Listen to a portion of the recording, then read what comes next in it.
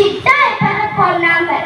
15 நாட்களுக்கு முன்பே திருவிழா தொடங்கிவிடும்.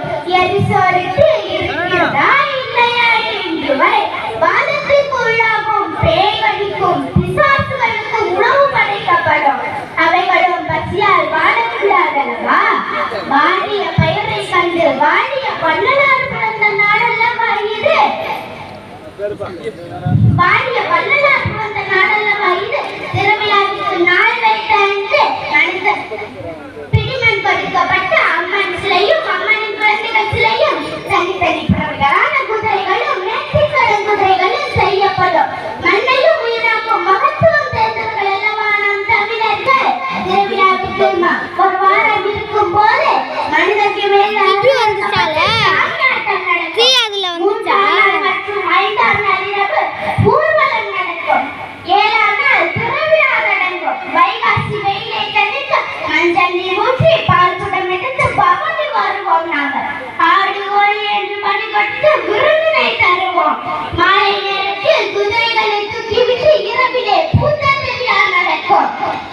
பழனை போற்றும் நம் பாரம்பரியம் என்பது உண்மைதானே.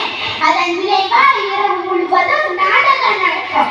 இப்படி நடக்கும் விழா முடிவில் ஜல்லிக்கட்டோடு நிறைவடையும்.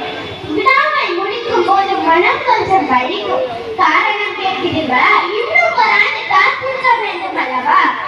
சொர்க்கமே என்றாலோ அது நம்மூரை போல வருமா? அது என்ன அது நாட்டு கீழாகுமா? பல தேசம் முழுதும் போயிடுமா?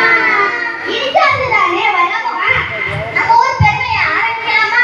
எல்லாருக்கும் வணக்கம். நம்ம ஊர் உலகத்துல எல்லாரும் ஆரம்பம் கை நட்டுங்கப்பா. ஊர் பெண்ணை செய்யுங்க, கை நட்டுங்க. சின்ன பிள்ளைங்க நல்லா செய்யுங்க, கை நட்டுங்க. ஆறாம் பண்ணி கை நட்டுங்க.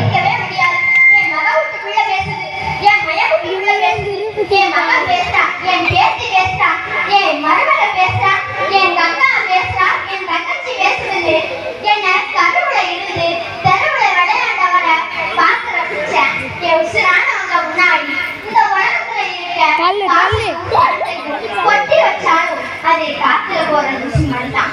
சேர்த்து வச்சு பாசத்தோட உங்க கைத்தட்டையிலே என்னோட பரிசா ஏற்றிக்கிட்டு நான் கொஞ்ச நேரம் பேசிட்டு போறேன். பெரிய குதிரையில எங்க ஐயா இவ்வளவு நேரம் இங்கெல்லாம் நின்னாரு. எல்லையில காவலுக்கு வருஷம் பூரா அண்ணவரை நேற்று தான் கூட்டி வந்தோம்.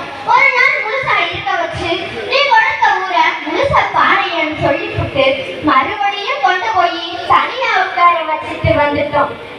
காவல்காரரான எங்க ஐயாவை பார்க்க மனசு பண்றது. அவர் அங்க இருந்து நம்மளை காக்கலன்னா நம்ம ஊரோட கொள்ள அழகு கொள்ள போயிடாதான். சாமுத்திரமான பேர் சொன்னாலே அங்க சந்தனமும் குங்குமமும் கூடவே திருநீரும் மணக்குது. நம்ம மேகமும் மழையாக்கும்.